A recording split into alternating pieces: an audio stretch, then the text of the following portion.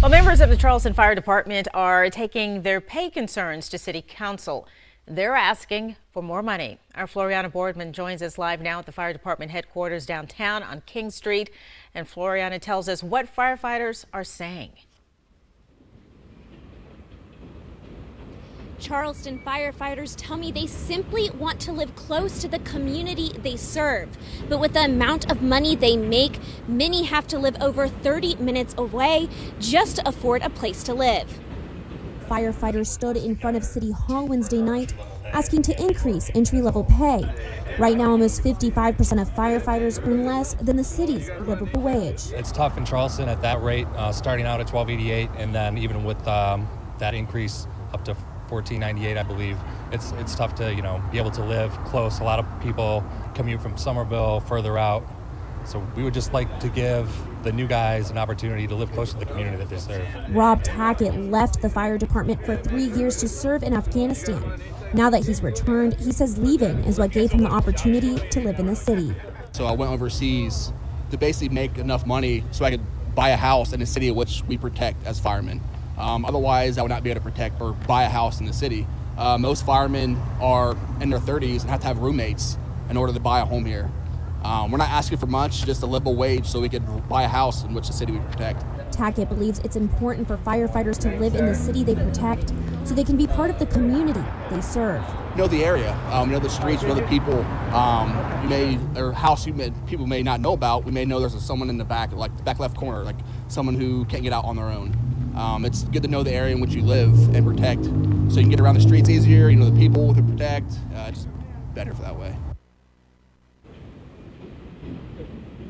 The Charleston Fire Department has 45 vacancies and 6 personnel who have left since just the start of 2022. Firefighters tell me they hope an increase in pay will help fix these shortages. Thanks, Floriana. And Mayor John Tecklenburg told us in a statement Charleston firefighters are the highest paid in the region with an average of $61,000 a year. However, the city's HR department will be conducting a review on the matter. They'll report back to council with recommendations within 90 days. I don't want my kids living somewhere where we have to bleach their tubs so they can take a shower to be clean. They could do better, in my opinion. Those are words from a tenant in Marrington Village Apartments. That's in Goose Creek. He is fed up with what he calls constant sewage overflows, and he believes they pose a health hazard. And our Amy Russo actually got an exclusive interview with that tenant who showed us some pretty graphic pictures of what he's dealing with. So we want you to be advised. It may leave your stomach kind of turned upside down. She joins us in the newsroom. And Amy, is DHEC investigating this? Katie, Tessa, right now DHEC says an investigation is ongoing, but the agency has stopped short of deciding on enforcement. I actually saw a DHEC employee looking at the apartments while I was there today. The exclusive photos I'm about to show you aren't even the worst of it. Nice to know Marrington Village takes care of its people. Look at that. It seems to be a cycle for people living at Marrington Village Apartments.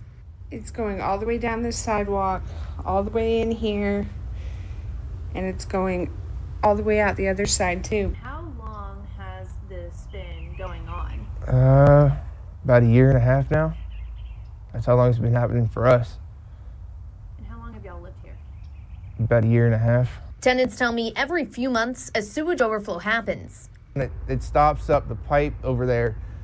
The tops will pop off and it pours. You just see poop and toilet paper and pee water. And that's just what happens outside. In the apartment, the tenant says toilets overflow, spewing onto the ground, and in some cases, sewage is coming up through bathtub pipes. We've had like 4 or 5 inches of poop water in our tubs before. Who cleans that? We do. Each and every time. He says the latest overflow happened earlier this week. Although it's been cleaned since then, the smell was still in the air. The smell is so bad sometimes that I refuse to leave my house because I feel like I'm going to get sick. We can't even open our door. I called the complex to get some answers on why there hasn't been a permanent fix. After 2 attempts, we spoke with a staff member who said no comment. We pay all this money to come out here and, live, and we ain't really getting a quality home. This tenant says raising his children in a place where they could get sick isn't an option. I don't feel comfortable here. I'm getting my family out as soon as I can. It was the tenants who contacted DHEC, which led to the investigation. As of now, the family you heard from is actively searching for a new apartment. When sewage backs up, it can release airborne contaminants. Inhaling it can pose as a health risk. Some possible infections that can be linked to raw sewage includes E. coli, salmonella, and even hepatitis. Today, South Carolina's Public Health Director, Dr. Brandon Traxler, is also announcing the first 2 cases of the Omicron subvariant in South Carolina. And she says it doesn't seem to cause more severe illness than the Omicron variant, but it is more transmissible. And tonight, ABC 15's Simon Williams is working for you, asking Dr. Traxler what role that plays and how the virus will look for us this spring. And what did she have to say, Simon?